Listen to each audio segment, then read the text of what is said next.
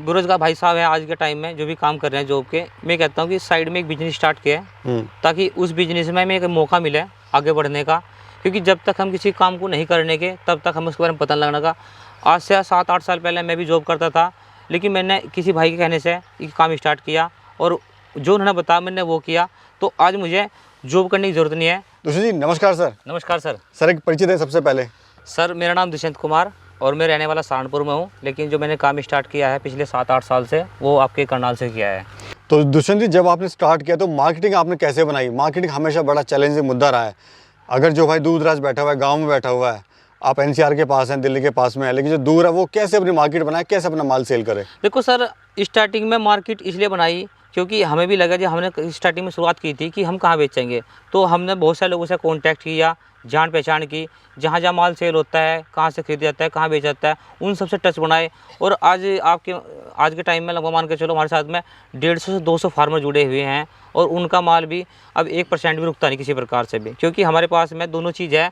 हम उनसे अंडा भी खरीदते हैं क्योंकि अंडे से हम बच्चा निकाल के बेचते हैं मार्केट में। बहुत सारे फार्मर की रिक्वायरमेंट है छोटा माल की, बहुत सारे फार्मर की रिक्वायर्ड है बड़े माल की, तो हमने चीज़ बनाई कि सेल और परचेज दोनों कर दिया सिस्टम कि हम खरीदेंगे और बेचेंगे भी। अगर आपके डिसीजन की बात करूँ, आपने जॉब छोड़ के ये मुर्गी पालन स्टार्ट किया, तो आपका डिसीजन आज कैसा, आप अपने आप को खड़ा महसूस पाते हैं? सर मैं अपने आप को एक गौरवान्वित महसूस करता हूँ क्योंकि मैंने इस लाइन में अपने आप जो काम किया है वो साथ साथ में दूसरे फार्मर से भी कराया है। और एक जो फार्मर थे जिनकी कोई इनकम नहीं थी, उन्हें स्टार्टिंग में 500 या 1000 बच्चे दिए। उनके बाद आज उन्होंने 500,000 से 2000 किए और उनकी इनकम भी 20-30 हज़ार 7 लाख रुपए महीना तक कमाते हैं फार्मर। दुष्यंत जी कैसे आपको ये विचार आया मुर्गी पालन का? सर सबसे पहले तो मैं आपको बता दूं, मैं इससे पहले जॉब करता था, लेकिन जॉब के साथ साथ मैंने देखा कि जॉब एक लिमिटेड है, उसमें कुछ इनकम मतलब बहुत कम थी। तो मैंने फिर फार्म के बारे में जाना। करनाल में मेरे भाई आते हैं अनुज कुमार जी, मैंने उनके पास गया, उन्होंने बताया कि आप जॉब छोड़ के इसका लाइन में आओ तो आपको अच्छी अपॉर्चुनिटी मिलेगी। फिर मैंने उनसे सलाह लेकर काम स्टार्ट किया और काम करते करते आज अपना फार्म भी है और साथ में ऑल ओवर इंडिया हमारे चूजे भी सप्लाई होते हैं। सर कैसा सफ़र रहा आपका अगर बात करें? सर सफ़र तो क्योंकि देखिए 8-10 साल आपने जॉब में दिए हैं जी सर, और आप ये मुर्गी पालन कर रहे हैं। वहाँ पे वाइट कॉलर जॉब थी, सब कुछ था, लेकिन यहाँ पे थोड़ा मेहनत करनी पड़ती है। कभी माल बिकता है, कभी वो समस्याएं तमाम आती हैं सर, बरसात, पानी, सर्दी, गर्मी। तो कैसा अब आपका ये महसूस कर रहे हो? देखो सर, स्टार्टिंग में समस्या तो आई, लेकिन समस्या को फेस करते जैसे जैसे हम आगे बढ़े हैं तो हमने देखा है कि इसके अंदर समस्या के साथ साथ पैसा भी अच्छा है और साथ में जो फार्मर जुड़े उन भाइयों का प्यार मिला, उनकी जो इनकम हुई उससे ज़्यादा सेटिस्फेक्शन मिला। तो दुष्यंत जी कब आपको लगा कि मेरे को मुर्गी पालन स्टार्ट करना चाहिए, मतलब कब ऐसा विचार आया? सर मेरे को जैसे मैं काम कर रहा था तो भाई से बात होती थी, वो कहना फार्म करते थे मछली पालन या फिर दूसरे फार्म करते थे, तो बताते कि दुष्यंत यार तू क्या काम कर रहा है, बिल्कुल तो इसे छोड़ के इसमें आ जा, इसमें लाखों रुपए महीना कमा सकता है, ये तो 10-15 हज़ार रुपये में रह जाएगा। तो मेरे माइंड में भी चीज़ घर कर गई कि यार 10-15 हज़ार रुपये तो आदमी कभी भी कमा सकता है, एक थोड़ा सा इसमें इंटरेस्ट लूँ। और जिस दिन मैंने इसमें इंटरेस्ट लिया उस दिन के बाद आज तक मुझे ऐसा नहीं लगा कि ये काम मेरे लिए नेगेटिव, क्योंकि मैंने अपने साथ साथ बहुत सारे लोगों को भी रोज़गार दिया है। रोज़गार आप दे रहे हैं? जी सर। तो शुरुआत जो हुई कितने मुर्गियों से आपने स्टार्ट करा था सर? सर शुरुआत में कम से कम जो हमने स्टार्ट की थी 500 बच्चों से स्टार्ट किया था। उन्हें बच्चों को लेकर आए, उन्हें पाला, उनके बाद बेचा, तो मुझे लगा कि इसके अंदर अच्छा एक प्रॉफिट हो सकता है। फिर उसके हिसाब से धीरे धीरे अपना वो बढ़ाया एरिया। जी सर। तो क्या लागत आई थी आपको स्टार्टिंग में? स्टार्टिंग में सर मैंने 20,000 रुपये से स्टार्ट किया था, ठीक है, क्योंकि मैंने सोचा कि भाई कम से कम पूंजी में स्टार्ट करूं। और जब मैंने देखा इसकी 6 महीने में एक अच्छा खासा प्रॉफिट, तो आज मेरे पास है लगभग 5 से 6 हज़ार बर्ड है। जी सर। कौन सी ब्रीड की अगर बात करें, कौन सी ब्रीड आपके पास में? सर वैसे तो देखो हम RIR में भी काम करते हैं, कड़कनाथ में भी काम करते हैं, लेकिन स्पेशल जो हमने इस पर काम किया है वो कड़कनाथ पे किया है, ठीक है सर। तो आज के टाइम में कड़कनाथ भी अच्छा खासा मार्केट में है। सर लोग कहते हैं, अक्सर कहते हैं, लोगों का मैंने देखा भी है, फार्म बंद हो जाते हैं। क्या रीज़न रहता है, क्या कारण होता है सर कि इसमें 10% 20% फार्म बंद हो जाते हैं? सेलिंग की बड़ी दिक्कत है। देखो सर, वो जो फार्म बंद होते हैं उसका रीज़न कुछ और नहीं होता, ना तो कोई बर्ड में प्रॉब्लम है, ना कोई फार्मिंग में प्रॉब्लम है। सबसे मेन चीज़ है तो उन फार्मर ने कहीं से बच्चे खरीद लिए, नॉलेज मिली अधूरी, ये नहीं पता उन्हें कि कहाँ से अभी इसका सेल आउट करना है। तो जब उन फार्मर के टच में कोई नहीं है तो सब समस्या आती है उन्हें कि यार ये लोट निकाल दो, इसके बाद काम बंद कर देंगे।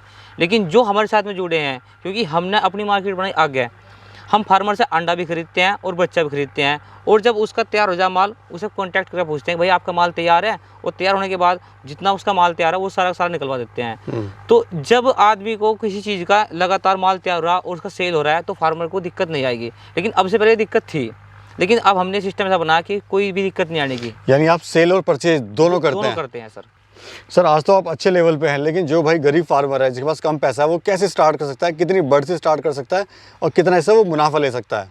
सर देखो, हम ये कहते हैं कोई फार्मर है, हमारा नंबर होगा इसकी वीडियो में, तो हमसे बात करें, हम उसको समझाएंगे कि आपके पास यदि 50,000 भी है तो 50,000 की पूंजी से लगा कर कैसे स्टार्ट कर सकते हैं और कितनी जगह में कर सकते हैं। नहीं, कोई कम है जिसके पास 50,000 नहीं है, कम करीब है, 20,000 से भी कर सकता है जी, 10,000 से भी कर सकता है। सर अगर कोई 500 बढ़ से स्टार्ट करना चाहता है तो क्या लागत आएगी, क्या मुनाफा होगा, कितने दिन में होगा, एक गणित थोड़ा समझाइए सर। देखो सर, इसमें क्या है कि यदि कोई आदमी फार्मर आज के टाइम में 500 बढ़ लेकर जाता है तो उसे ये मान के चलो स्टार्टिंग में 20,000 रुपये का निवेश करना पड़ेगा और तैयार करने तक लगभग उसकी 70,000 रुपये कॉस्ट आएगी।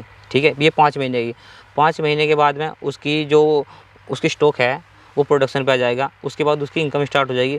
और 500 बर्ड से मान कर चलो कि महीने के कम से कम एक आदमी 20 से 25,000 रुपये खर्चा निकाल कर आराम से बचा सकता है। ये हमने गणित देखा है, कम से कम यदि 500 भी है। जी सर।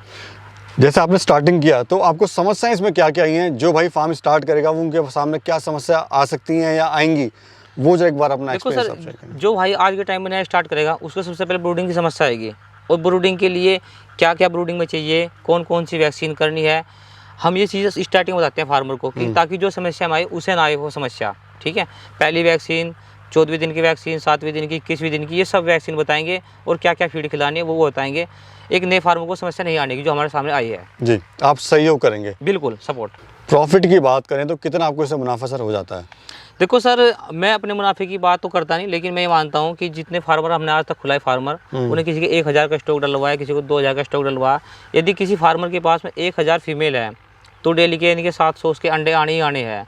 तो 700 अंडे की बात यदि करे जा, कड़कनाथ का तो अंडा 15 से 20 रुपये बिकता मार्केट में, लेकिन देसी की बात भी करे जा 10 रुपये का अंडा आराम से बिकता है। तो 700 अंडे 10 रुपये के हिसाब से 7,000 के बनते हैं। और जबकि 1,000 मुर्गी का खर्चा डेली का 2,500 से 3,000 रुपये, यानी कि एक फार्मर डेली 1,000 मुर्गे से 3 से 4,000 रुपये प्रॉफिट आराम से कमा सकता है खर्चा निकाल के। जी सर। फार्म की कॉस्ट कैसे कम करें सर, क्या खिलाएं उनको?